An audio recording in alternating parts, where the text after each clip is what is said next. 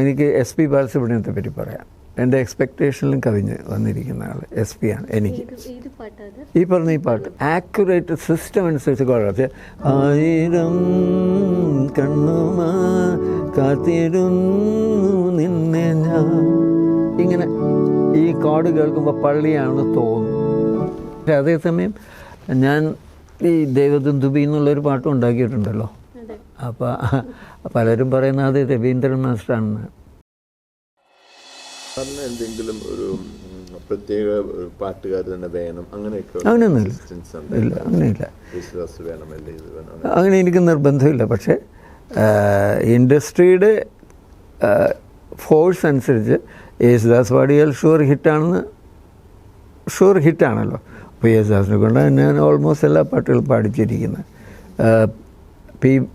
നമ്മുടെ മറ്റേ പാട്ടുകാരൻ്റെ പേരെന്താ,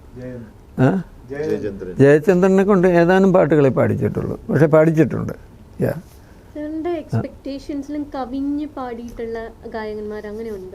എനിക്ക് എസ് പി ബാലസുബ്രഹ്മണ്യത്തെ പറ്റി പറയാം. എൻ്റെ എക്സ്പെക്റ്റേഷനിലും കവിഞ്ഞ് വന്നിരിക്കുന്ന ആൾ എസ് പി ആണ് എനിക്ക്. ഈ പറഞ്ഞ ഈ പാട്ട് ഉദാഹരണത്തിന്. അപ്പോൾ അദ്ദേഹത്തിന് ഈ പാട്ടങ്ങ് പഠിച്ചു കഴിഞ്ഞാൽ പിന്നെ he will have his own way of bringing out without spoiling the original tune.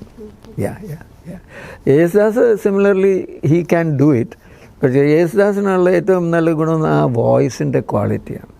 നമ്മൾ പറഞ്ഞു കൊടുക്കുന്ന പാട്ട് സൂക്ഷിച്ച് പഠിച്ചിട്ട് ആ വോയിസ് വരുമ്പോൾ അതിൻ്റെ ഒരു പ്രത്യേക ആകർഷണം ഉണ്ട്. ആദ്യം പറഞ്ഞപ്പോൾ റഫി സാബിന്റെ കാര്യമാണെങ്കിലും എസ്പിബിയുടെ കാര്യമാണെങ്കിലും അവരാരും ക്ലാസിക്കലി ട്രെയിൻഡ് അല്ല. അതൊരു നമ്മൾ പൊതുവേ കാണുന്ന ഒരു നല്ല ഗായകനാകണമെങ്കിൽ ക്ലാസിക്കൽ മ്യൂസിക് ഒരു കമ്പൽസറി പോലെ നമ്മൾ കരുതുന്നുണ്ട്. അത് തെറ്റാണ്. അങ്ങനെ വേണമെന്നില്ല. വേണ്ട. നാച്ചുറൽ സിംഗിങ് ആണ് നമ്പർ 1. അതിനുശേഷം ക്ലാസിക്കൽ പഠിച്ചാൽ കുറച്ചും കൂടി പാട്ട് പഠിച്ചെടുക്കാൻ കുറച്ചും കൂടി എന്താ പറയുക ഈസി ആയിരിക്കും. സ്വരങ്ങൾ പറഞ്ഞു കൊടുക്കാമല്ലോ ആക്യുറസിക്ക് വേണ്ടി. ഇപ്പോൾ പമ പമ ഗ എന്നുള്ള പറഞ്ഞു കൊടുത്താൽ മേല. നല്ല പാട്ടുകാരനാണെങ്കിൽ പറഞ്ഞു കൊടുക്കാതെ ഞാൻ പഠിച്ചോ. ടെക്നിക്കലായിട്ട് പോകും അവർക്ക് അവരുടെ. പക്ഷേ എൻ്റെ കാഴ്ചപ്പാടിൽ നാച്ചുറൽ സിംഗേഴ്സാണ് ബെറ്റർ സിംഗേഴ്സ്.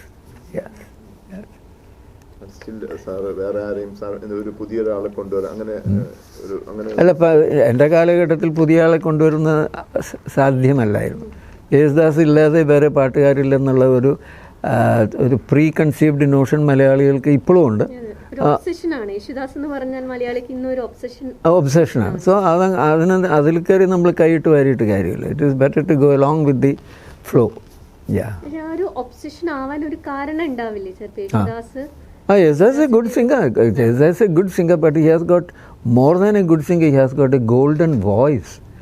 നമ്മൾ യേശുദാസുമായിട്ട് നേരിട്ട് വർത്തമാനം പറയുമ്പോൾ his voice is like our voice, nothing special. പക്ഷേ ഇദ്ദേഹം ഈ മൈക്കിൻ്റെ മുമ്പിൽ പോയി അദ്ദേഹത്തിൻ്റെ സ്വരം മൈക്കിൽ കൂടി കയറി ആംപ്ലിഫയറിൽ കൂടി സ്പീക്കറിൽ വരുമ്പോൾ അതിനൊരു ഭയങ്കര ക്വാളിറ്റി ഉണ്ട്.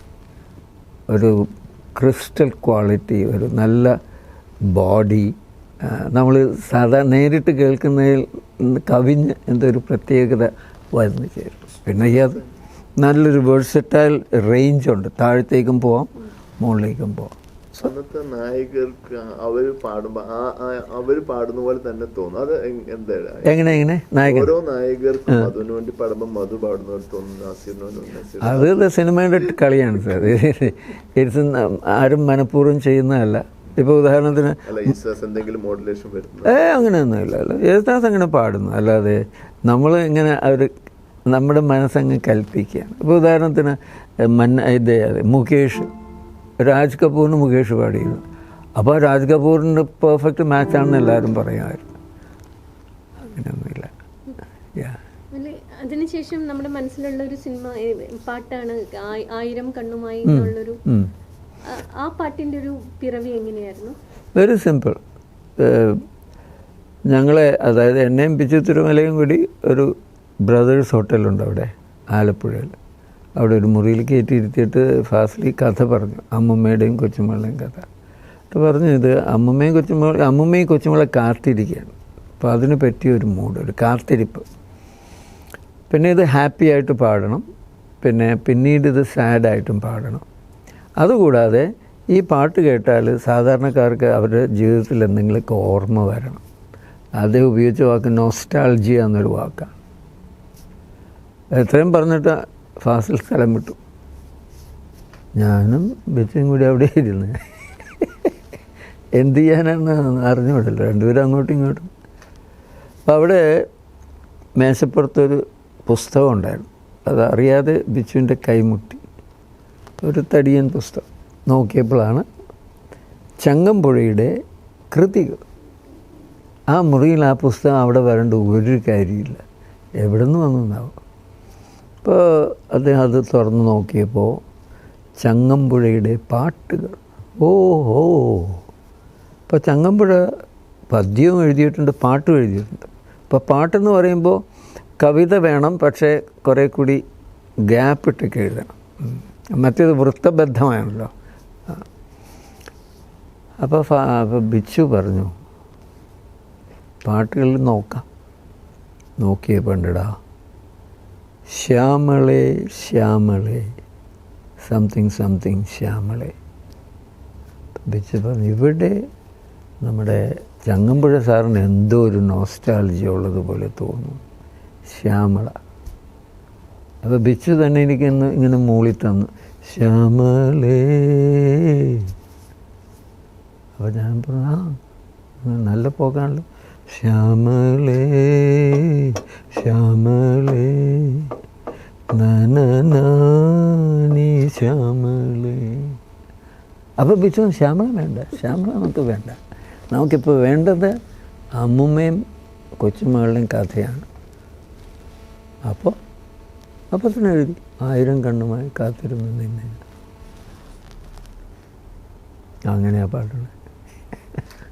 ഈ ലിറിസിസ്റ്റുകളും സംഗീതം മ്യൂസിക് ഡയറക്ടേഴ്സുമായിട്ടുള്ളൊരു പൊരുത്തം ആണല്ലോ ഇപ്പോൾ ഇതിൽ കാണുന്നത്. Absolutely. Bichu is first of all, he is a good singer, not only a poet, he is a very good singer. അദ്ദേഹത്തിന് നന്നായിട്ട് പാടാൻ അറിയാം. അപ്പോൾ എൻ്റെ ട്യൂണൊക്കെ അദ്ദേഹം മൂളിയിട്ടാണ് എഴുതിയിരുന്നത്. അപ്പോൾ എൻ്റെ ട്യൂണിൻ്റെ ആ ബാലൻസ് അനുസരിച്ച് വാക്കുകളും വരുമായിരുന്നു. ഉദാഹരണം, കിളിയേ കിളിയേ നറുതേൻ മൊഴിയേ, ഏയുടെ കൈയുണ്ടോ, ശിശിരങ്ങളീ വഴിയേ കുളിരിൻ ചിറകിൽ നനന് വെളിയാടി വായിത്തിലേ ചിറകാടി വായിത്തിലേ. അപ്പോൾ ആ ഏയുടെ എൻ്റെ ട്യൂണിൻ്റെ ബാലൻസ് പോലെ ലിറിക്കലും ബാലൻസ് വരുന്നു. അതൊരു ഭയങ്കര കഴിവാണ്. ഇൻഫാക്ട് എൻ്റെ പാട്ടുകളുടെ വിജയത്തിന് 90% ബിച്ചുവിൻ്റെ ലിറിക്സാണ്. ഇപ്പം ഞാൻ 1000 കണ്ണുവായെന്നൊരു അമ്മായി ചുട്ടപ്പം അങ്ങനെ വെള്ളം ബിച്ചു എഴുതിയിരുന്നെങ്കിലോ എവിടെ പോയി നിന്നാണ് ആ പാട്ട്? So that is the whole point. Lyrics is the heart of the song. നമ്മുടെ കൾച്ചറിൻ്റെ ഏറ്റവും വലിയ കോൺട്രിബ്യൂഷൻ അതാണ്. There is no song without beautiful thought which is couched. മനോഹരമായിട്ട് ആ തോട്ടിനെ അവതരിപ്പിക്കുന്നതിലാണ് നമ്മുടെ പാട്ടിൻ്റെ സക്സസ് ഇരിക്കുന്നത്. ഇപ്പോൾ ഈ കാലത്ത് ഇപ്പോൾ വന്നിരിക്കുന്ന ഏറ്റവും വലിയ പ്രശ്നം അതാണ്. പാട്ടുകളുടെ അകത്ത് കഴമ്പില്ല. എന്തൊക്കെയോ പറയുന്നു, വേണ്ടറ പോണ്ടറാന്നോ അല്ലെങ്കിൽ എന്താണ് എനിക്കറിഞ്ഞൂടോ, എന്തോ കുറേ അടിപിടിയൊക്കെയാണ്. നല്ലൊരു ഇൻസ്ട്രുമെൻ്റൊക്കെ ഇട്ട് കസറുന്നുണ്ട്, പക്ഷേ അകത്തൊന്നുമില്ല. നമുക്ക് കേൾക്കാനും എന്താ പറയുന്നതെന്ന് നമുക്കൊരു ക്യൂരിയോസിറ്റി വരുന്നില്ല. എങ്ങനെ ഓർക്കാതെ പോകുന്ന പാട്ട് ഇത് തന്നെയാണ് കാരണം. നല്ല ലിറിക്സ് ഇല്ല. ലിറിക്സ് ഇല്ലാത്തതാണ് പാട്ടുകളുടെ എന്താ പറയുക ക്വിക്ക് ഡെത്തിനുള്ള കാരണം.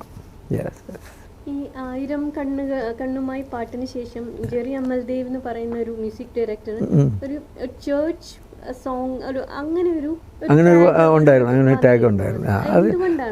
അത് ഞാൻ പറയാം. അതെന്താണെന്ന് എനിക്ക് അറിഞ്ഞുകൂടാ. ദ തിങ് ഈസ്, ആ കഥ കംപ്ലീറ്റ്ലി ക്രിസ്ത്യൻ കഥയാണ്.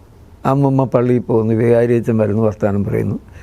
അതിൻ്റെ ഇടയിൽ കൂടി ഈ പാട്ട് അത് പറഞ്ഞ അതിനായിട്ട് ഇത് ഞാൻ പറയാം. അപ്പോൾ അതിലൊരു ക്രിസ്ത്യൻ ചൊവ്വ വന്നതായിട്ട് അനുമാനിക്കുന്നതിൽ തെറ്റില്ല. ഏത് 1000 കണ്ണുമായി കാത്തിരുന്നു നീ. അപ്പം ഓമനേ, ആ പ്രയോഗം ഏതൊരു പള്ളിപ്പാട്ടിൽ ഉള്ള ഒരു ഒഴുക്കാണത്. ഇത് ആളുകൾ ഒരുപക്ഷെ അറിയാതെയോ അറിഞ്ഞോ സസ്പെക്റ്റ് ചെയ്യും. പക്ഷേ അതിന് പകരമായിട്ട് എനിക്ക് പറയാനുള്ളത് മാത്രമല്ല, വേറൊരു പോയിൻ്റ് കൂടി മനസ്സിലാകും. എൻ്റെ ഈ 1000 കണ്ണുമായിക്ക് ഞാൻ ഈ കോഡ്സ് ഇട്ടിട്ടുണ്ടല്ലോ, അതിൻ്റെ കോഡ്സ്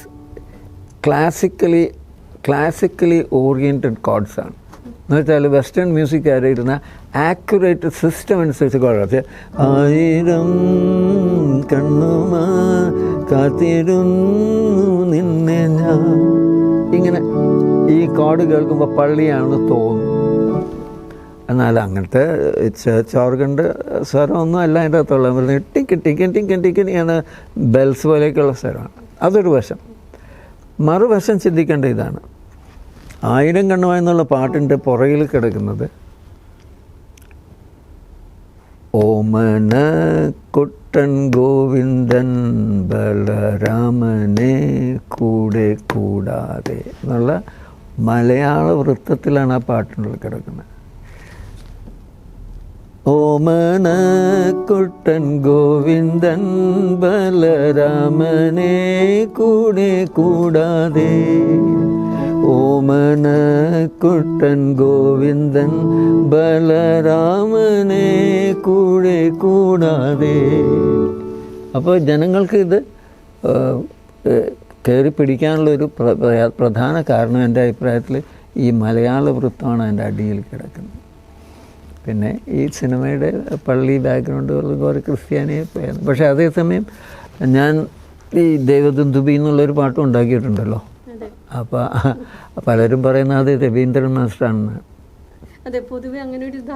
യെസ് യെസ്. അപ്പം എനിക്കിത് ചെയ്യാൻ പറ്റാത്ത ഒരു, അതിൻ്റെ അപ്പുറത്താണ് മറ്റേത്.